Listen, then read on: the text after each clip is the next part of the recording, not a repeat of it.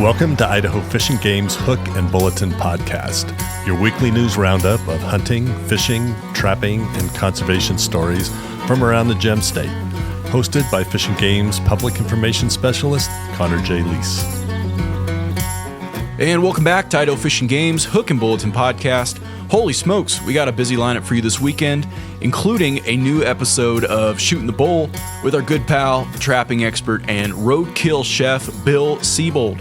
Yeah, we chatted with Bill and Clearwater Regional Comms Manager Jen Bruns about what it takes to be a trapper, ranking roadkill cooking on a scale of 1 to 10, why beaver castor is nature's perfume, and so much more. So head on over to our other podcast after you're done giving this here news recap a listen and go learn a thing or two about trapping. This week, we're talking about 3 separate deer poaching incidents in southwest Idaho, spring-summer chinook season proposals, and why homeowners and recreationists should keep their eyes peeled for coyotes this time of year.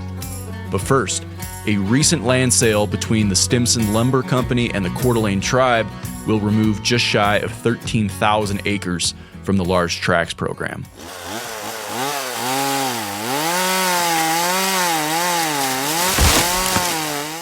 During 2024 and 2025, nearly 30,000 acres of private land enrolled in the Large Tracts Program were sold by Stimson Lumber Company to the Coeur tribe. Recently, an additional 12,750 acres owned by Stimson were sold to the tribe. The land is located on the Coeur d'Alene Reservation and has always been an important part of the tribe's homeland. The sale of the lands has resulted in their removal from the Large Tracts Program, making them no longer accessible by the general public under this program.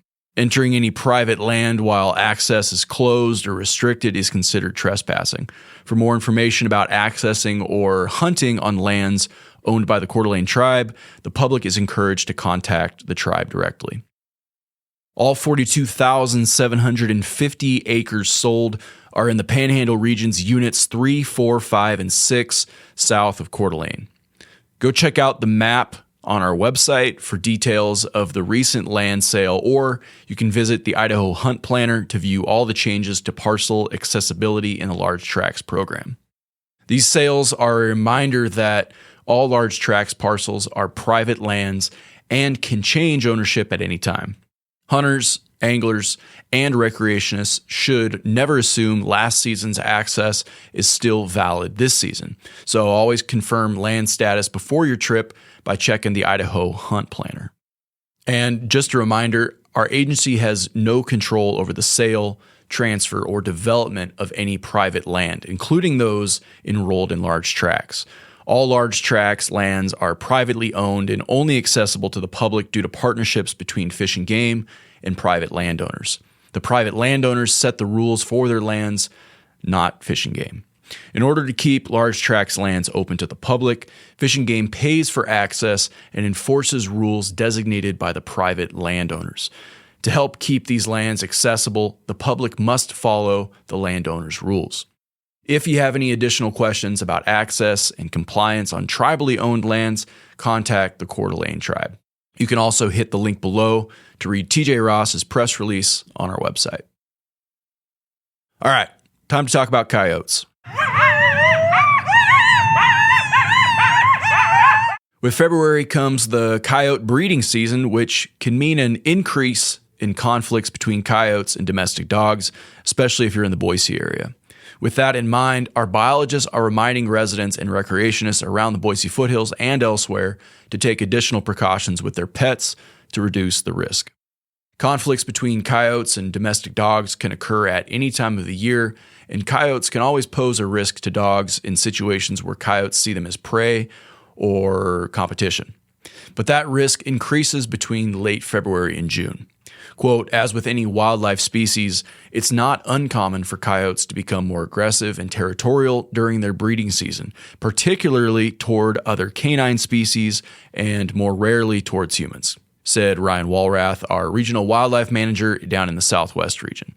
Quote, in our area, coyote breeding season typically occurs between February and March, and that increased territoriality often continues into the denning season and throughout the spring as coyotes are rearing pups, end quote. In recent years, incidents involving coyotes and domestic dogs have been reported at various locations in the foothills, including several on the Hulls Gulch and the Military Reserve trails. Both are popular with hikers and have homes nearby, and the areas also provide preferred denning habitat for coyotes, all of which creates a lot of potential for conflict. To put it simply, if you're living or recreating here, you should expect to encounter coyotes. Fortunately, in many cases, you can adjust a few of your own behaviors to reduce the odds of an encounter turning into a dangerous situation for your pet or for yourself. We strongly recommend keeping dogs on a leash on all Boise Foothills trails, even trails where dogs are permitted to be off-leash, between the months of February and June. This can help minimize the risk because a human near a leash dog is typically a strong deterrent for a coyote. But being on leash doesn't absolutely guarantee a territorial coyote won't cause problems with a dog.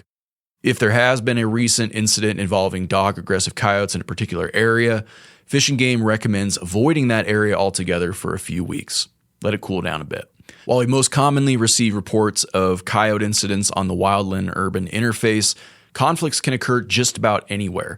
They're highly adaptable animals that can be found living and denning in city parks or along urban river corridors where there is good cover for hiding and abundant prey. Coyotes are generally active at night, although they can be spotted during the day. They're naturally fearful of humans, but may become more comfortable if given easy access to human food, garbage, pet food, and even small domestic pets. If you're looking for some more resources or tips on how to keep your pets safe and prevent coyotes from becoming habituated to humans, hit the link down in the show notes to read Brian Pearson's press release. Evidently, it's been a busy few weeks for my good pal Brian in the Southwest region. On a separate topic, some of our COs down in the Southwest region have had their hands full investigating 3 separate incidents of deer being shot and left to waste. Here's the full story. Fish and Game conservation officers are seeking your help in gathering information related to 3 separate incidents of mule deer being shot and left to waste in southwest Idaho, starting with a closed-season mule deer buck at Arrow Rock Reservoir. A 2x3 mule deer buck was shot out of season sometime between January 30th and January 31st and left to waste at Arrow Rock Reservoir near the Irish Creek campsite.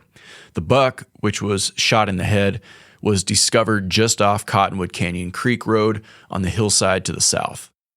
In a second incident, a closed-season 4x4 mule deer buck was shot sometime around December 26th, likely at night, in a remote alfalfa field near Grandview down in Owyhee County. This deer was left to waste by the shooter, unfortunately. And in a third incident, a 4x4 mule deer buck was shot on Roby Creek Road with archery equipment sometime around November 10th during an open season. Based upon their initial investigation and the evidence at the scene, officers have reason to believe that this was not a case of wounding loss. The shooter likely knew the deer expired and failed to retrieve the animal, leaving the meat to waste. If you have any information about any of these incidents, please call our Southwest Regional Office at 208-465-8465. You can also call the Citizens Against Poaching hotline or the CAP hotline at 1-800-632-5999, or you can report online. Callers, you can remain anonymous, and rewards may be available for information leading to a citation. All right, last story this week, coming out of the Upper Snake region, involving some mule deer that were lethally removed from a captive elk facility. Over the past few months, our staff have removed 82 wild mule deer from inside a high-fence captive elk facility in Unit 60A. During the 2025 hunting season, hunters on adjacent lands reported seeing numerous wild mule deer inside this facility.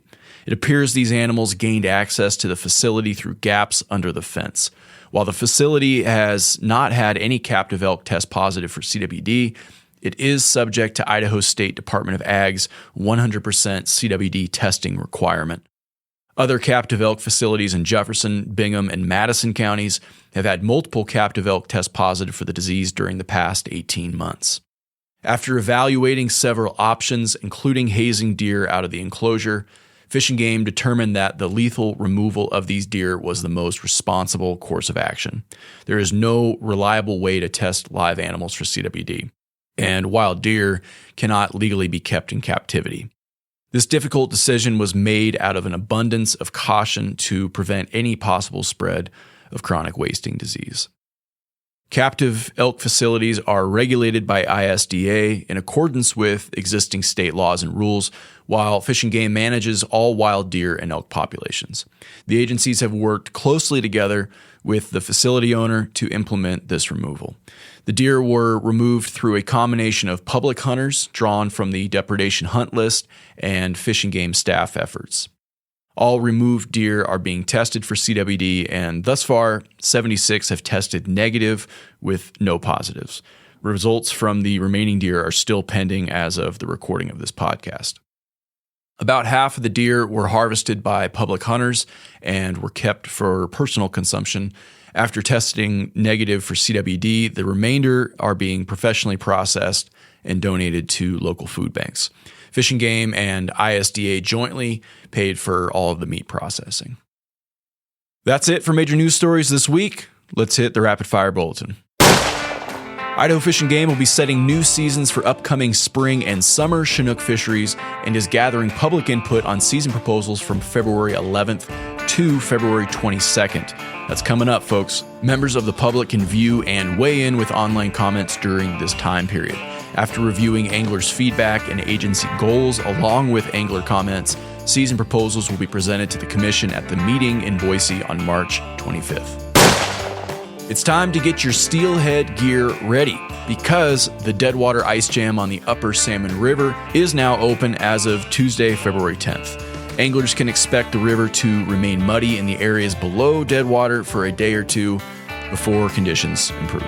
Additionally, Fish and Game boat ramps at North Fork and Bobcat Gulch are currently unusable due to the shore ice left behind by the ice jam. All other ramps from 4th of July Creek upstream to Ellis are currently open. Ramps impacted by ice will be cleared in a few weeks once we are certain the ice jam will not build back up again. Canyon County Parks, Cultural, and Natural Resources, along with Idaho Fish and Game, are seeking a volunteer camp host to oversee camping, public outdoor recreation, and perform basic maintenance down at Martin Landing.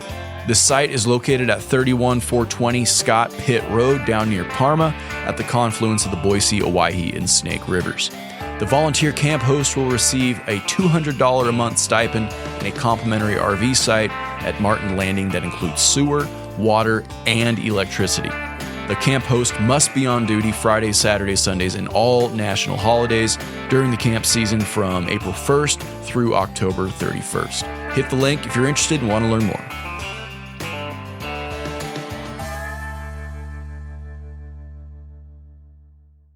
That's all the news we have for this week.